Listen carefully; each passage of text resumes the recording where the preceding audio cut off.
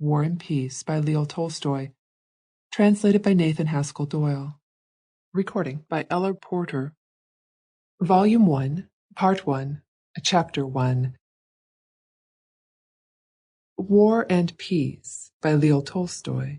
Translated by Nathan Haskell Doyle. Volume 1, Part 1, 1805. Chapter 1.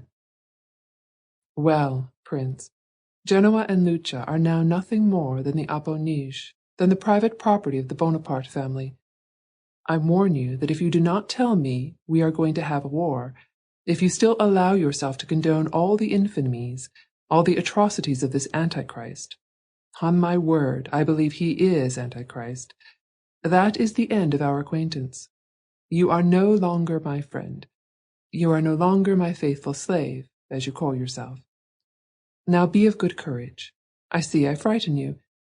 Come, sit down and tell me all about it.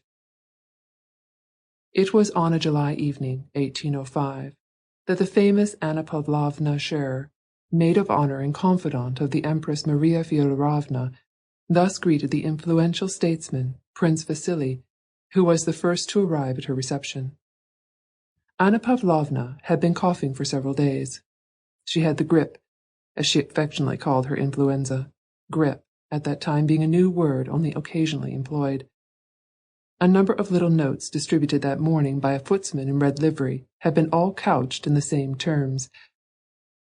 If you have nothing better to do, Monsieur le Comte, or mon prince, and if the prospect of spending the evening with a poor invalid is not too dismal, I shall be charmed to see you at my house between 7 and 10. Annette Scherer. Oh, what a savage attack, rejoined the prince, as he came forward in his embroidered court uniform, stockings, and diamond-buckled shoes, and with an expression of serenity on his insipid face, showing that he was not in the least disturbed by this reception. He spoke that elegant French, in which Russians formerly not only talked, but also thought, and his voice was low and patronizing, as becomes a distinguished man who has spent a long life in society and at court.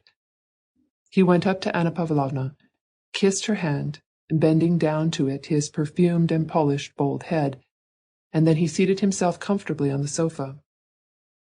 First tell me how you are, cher ami. Calm your friend's anxiety, said he, speaking in Russian, but not altering the tone of his voice, which, in spite of the gallant and sympathetic nature of his remark, still betrayed indifference and even raillery. How can one be well when one's moral sensibilities are so... Sample complete. Ready to continue?